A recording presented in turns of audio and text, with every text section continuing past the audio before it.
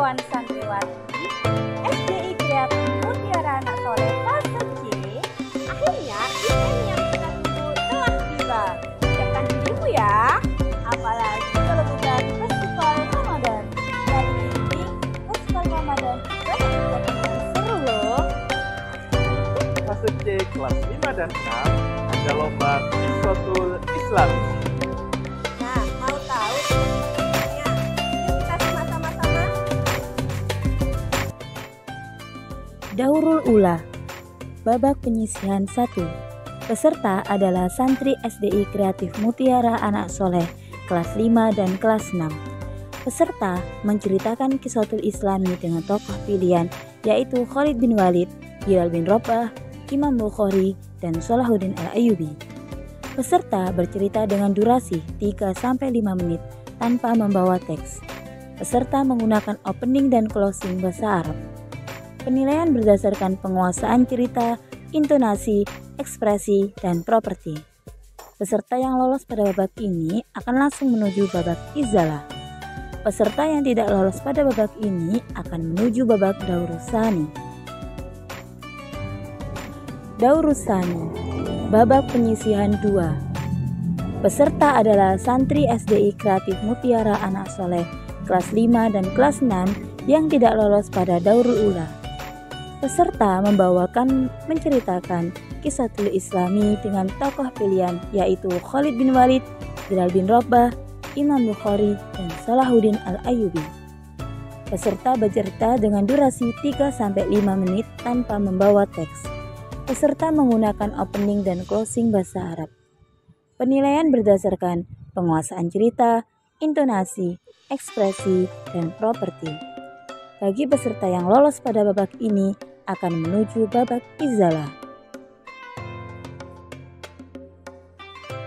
Izalah atau kualifikasi. Peserta adalah santri SDIK Mutiara Anak Soleh kelas 5 dan 6 yang lolos dari babak Daurul Ula dan Daurusani.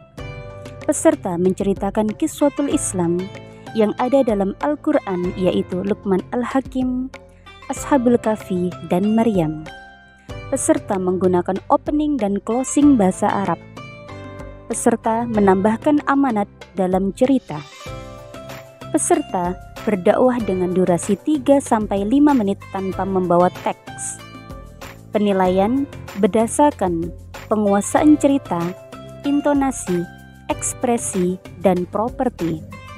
Peserta yang lolos pada babak ini akan menuju babak Daurun Nisfu Nihai. Daurun Nisfu Nihai semifinal. Peserta adalah santri SDIK Mutiara Anak Soleh kelas 5 dan 6 yang lolos dari babak izalah. Peserta menceritakan Kiswatul Islami dengan tokoh Khulafaur Rasyidin yaitu Abu Bakar, Umar bin Khattab, Utsman bin Affan, dan Ali bin Abi Thalib. Peserta bercerita dengan durasi 3-6 menit tanpa membawa teks. Peserta menambahkan opening, closing, dan amanah dalam bahasa Arab. Penilaian berdasarkan penguasaan cerita, intonasi, ekspresi, dan properti. Peserta yang lolos pada babak ini akan menuju babak Daurun Nihai.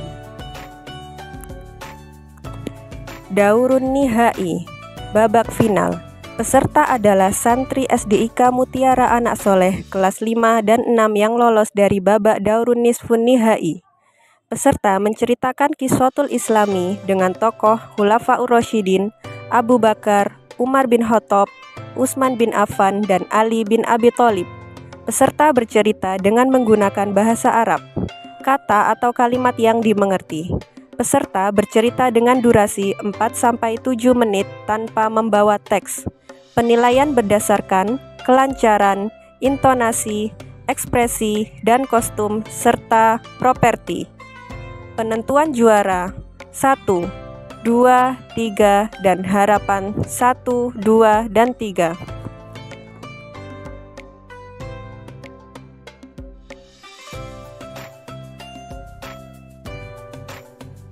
أيوة أحييكم تحية السلام تحية tahiyataz zaman tahiyatul mubarakah. Assalamualaikum warahmatullahi wabarakatuh. Ayyuhal mujahidun al-kiram, uridu an u'arifu nafsi, ismi ana min fasli, uridu an uqaddima lakum qissatan qasiratan tahtal mawdu' ashabul kahf. Dikisahkan pada sebuah kerajaan di Apseus, Roman. Di situ dipimpin oleh seorang raja yang sangat bengis. Dia terkenal sangat kejam dan zalim yang bernama Raja Dinatus. Seluruh penduduk harus mematuhi perintahnya. Ketika ada satu penduduk yang tidak mematuhi, mereka akan mendapatkan hukuman mati dari seorang raja. Akan tetapi ada sekelompok pemuda yang sangat beriman. Dia tidak mematuhi perintah dari raja.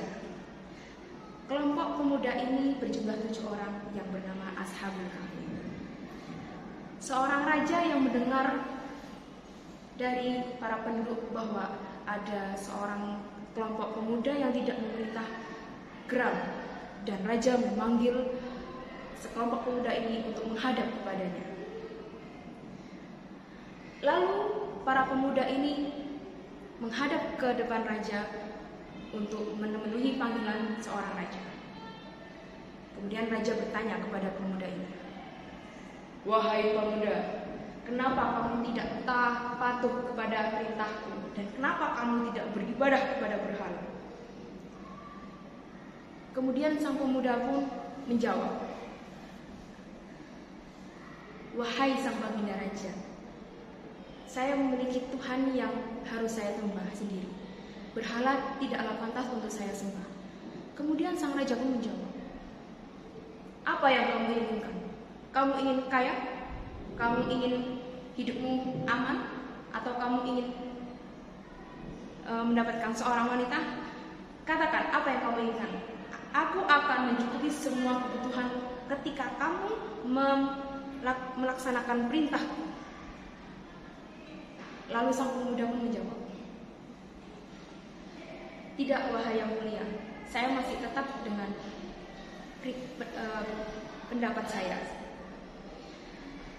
Seorang pemuda pun tidak gentar dengan tawaran yang diberikan oleh seorang raja. Kemudian sang pemuda pun meminta kepada sang raja untuk memberikan hari agar berpikir untuk untuk menerima tawaran seorang raja. "Yang mulia, berikan saya beberapa kesempatan untuk memikirkan tawaran yang engkau berikan kepada kami." Kemudian sang raja pun menjawab, "Baiklah, wahai pemuda, saya akan kabulkan permintaanmu. Tapi ketika waktunya sudah tepat, kamu harus menghadap kepadaku dan kamu harus patuh menerima tawaranku." Sang raja pun tetap kekeh dengan keinginannya. Lalu kembalilah sang pemuda ke rumahnya. Sekelompok pemuda ini berikhtiar. Mereka berdiskusi, bagaimana kalau kita keluar dari kota ini? Karena kalau kita tidak melaksanakan perintah dari sang raja, kita akan terbunuh. Dan mereka pun menyetujuinya. Lalu mereka keluar dari kota untuk mencari perlindungan. Di tengah perjalanan ada seekor anjing yang mengikutinya. Anjing ini mengikuti sekelompok pemuda dari awal hingga akhir. Kemudian di tengah perjalanan dilihatlah sebuah gua. Gua ini terlihat sangat tua. Lalu sekelompok pemuda merasa lelah karena harus berjalan dari luar kota untuk mencari tempat perlindungan.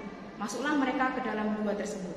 Kemudian salah satu pemuda itu mohon kepada Allah, berdoa, "Ya Allah, lindungilah kami dan jagalah kami dari kejaran sang raja yang zalim." Lalu mereka tertidur pulas. Kemudian Allah mengabulkan doa para Ashabul Kahfi ini dengan menidurkan mereka selama 309 tahun lamanya. Sang raja yang sedang mencari pemuda Ashabul Kahfi ini geram karena tidak ditemukan di kota.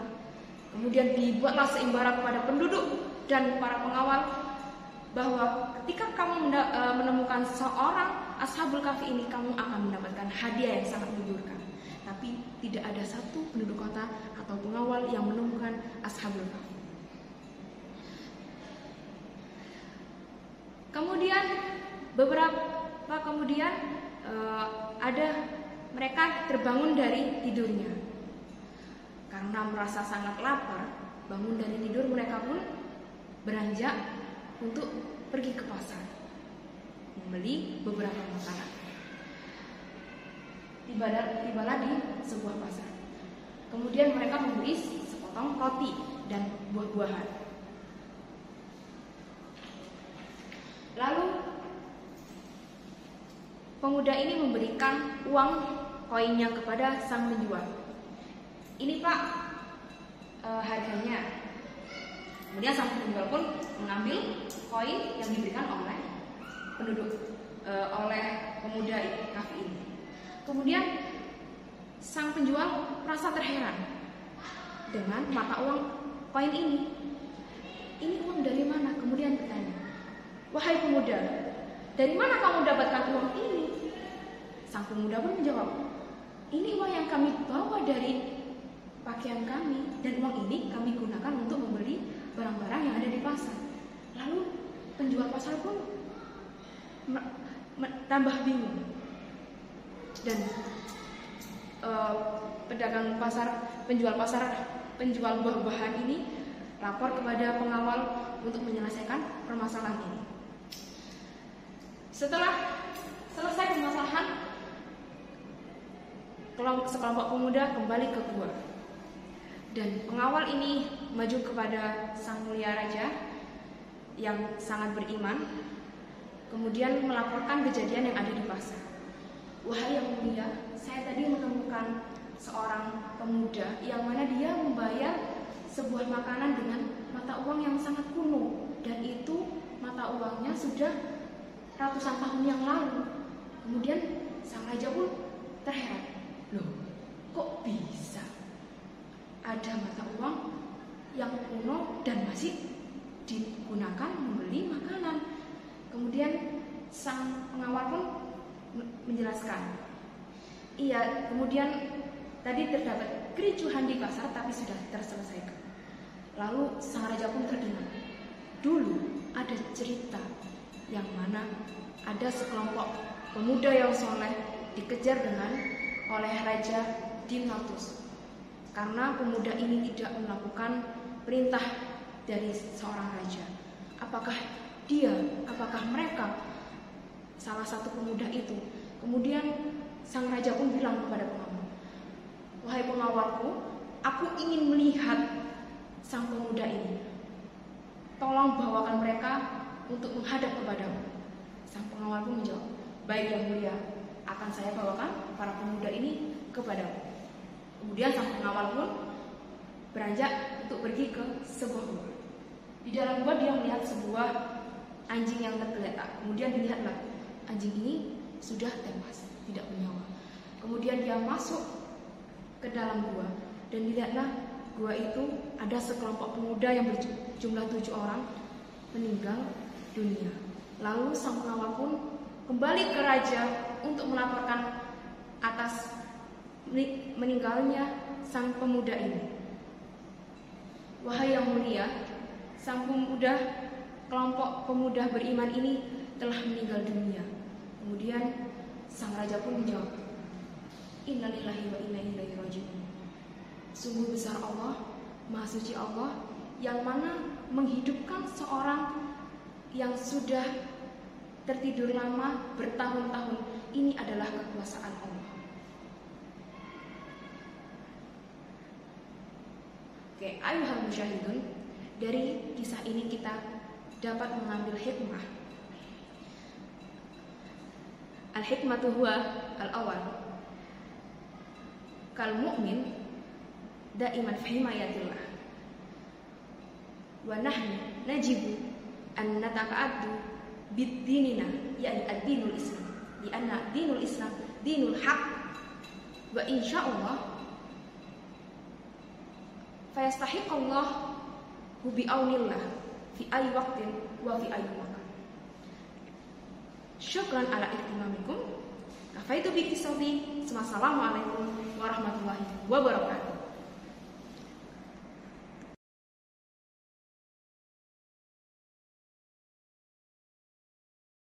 Assalamualaikum warahmatullahi wabarakatuh. Marhaban, ismi min fasl.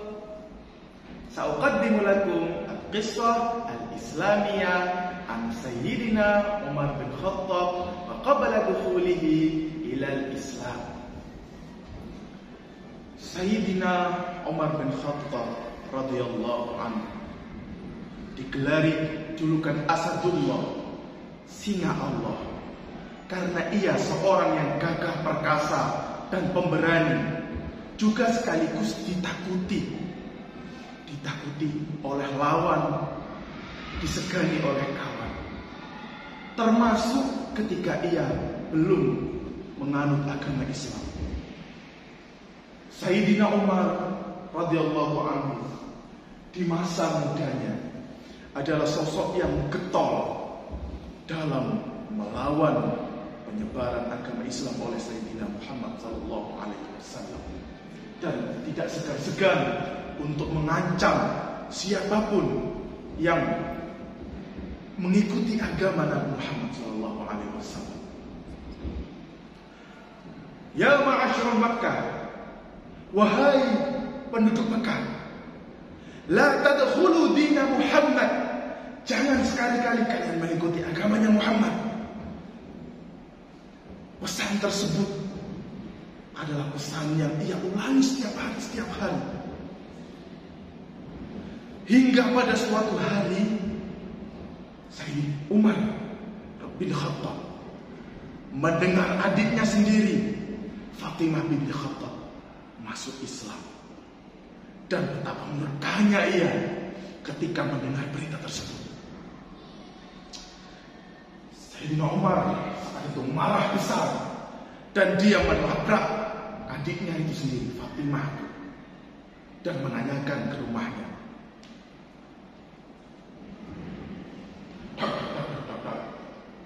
Iftahibah ya Fatimah.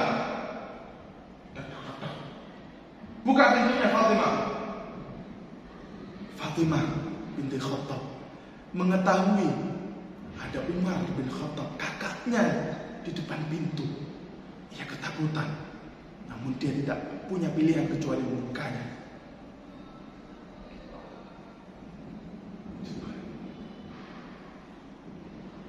Ya, Umar, kakakku Umar, ada apa terlambat kemari? Umar menanyakan, apa-apaan yang kamu lakukan ini, wahai Fatimah? Bukankah aku sudah mengatakan kepadamu dan kepada seluruh masyarakat Quraisy, jangan mengikuti ajaran Muhammad? Maka masuklah Umar ke dalam rumahnya, dan saat itu Fatimah binti Khattab sedang membaca Al-Quran. Dan semakin marahlah Umar bin Khattab ketika ia, Fatimah, sedang membaca Al-Quran, hingga Fatimah didorong. Umar mendorong dengan keras sehingga Fatimah terjatuh, begitu pun dengan mushaf yang sedang dia baca. Lalu secara tidak sengaja Umar melihat apa bacaan Fatimah.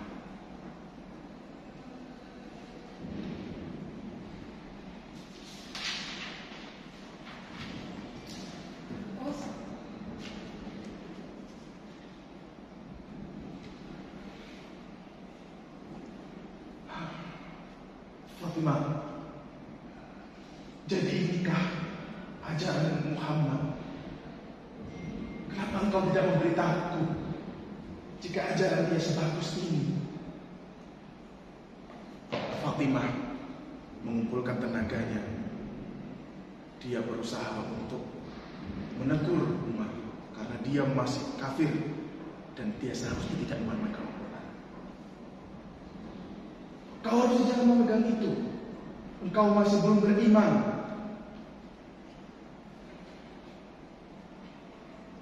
Ini ajaran bagus sekali. Toha ma anzalna 'alaikal Qur'ana litashqa illa tadhkiratan liman yakhsha. Sungguh dengan aku melihat ini, mushaf yang kau baca ini, hatiku tersentuh. Di mana Muhammad sekarang? Di mana Muhammad?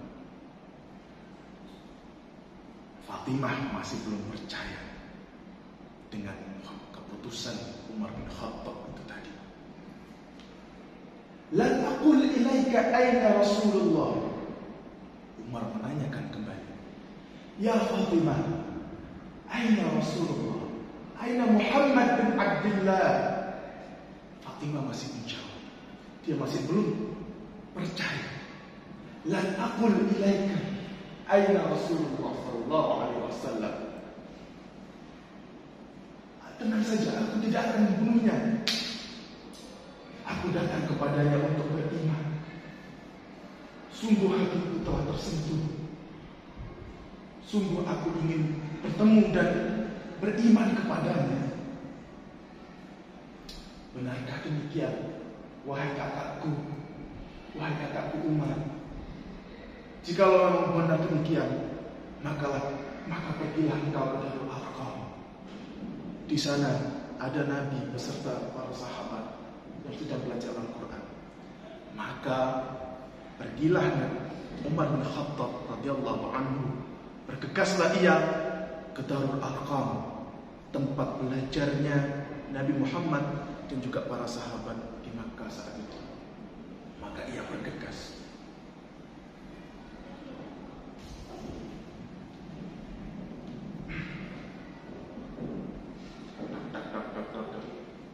Assalamualaikum ya Rasulullah. Assalamualaikum ya Rasulullah.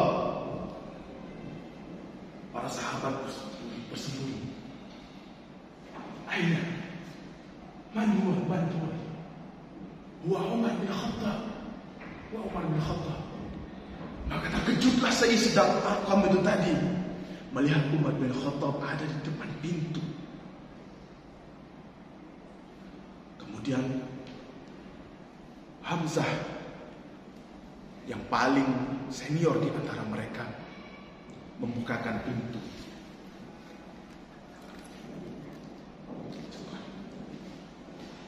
Ketika dibukakan pintu, maka berlarilah Umar bin Khattab ke dalam ruangan tersebut dan memeluk Nabi Muhammad yang ada di dalam ruangan seraya berkata, "Ya Muhammad bin Abdullah, ashhadu an la ilaha illallah wa ashhadu anna Muhammadar Rasulullah." Maka terkejutlah seisi Darul Arqam mendengar ucapan Umar bin Khattab itu tadi. Rasa tidak percaya, rasa terkejut, rasa bingung, sekaligus rasa gembira, bahagia ketika mendengar salah satu petinggi kafir Quraisy menjadi bagian dari dakwah Islam. Al-amanah fi hadzal qissah hiya Al-Quran huwa mualliful qulub, atau yang melunakkan hati. Kama allafa Allahu qalb Sayyidina Umar radhiyallahu anhu ila al-Islam, fayajibu alaina an naqra al-Quran yawmiyan. Najibu alaina an naqra al-Quran wa tadrisahu wa tahfidhahu. Asallahu ay yu'allif qulubana kama allafallahu qalbi Sayyidina Umar radhiyallahu anhu. Akhiran hadza minni wal 'afwu minkum. Wassalamu alaikum warahmatullahi wabarakatuh.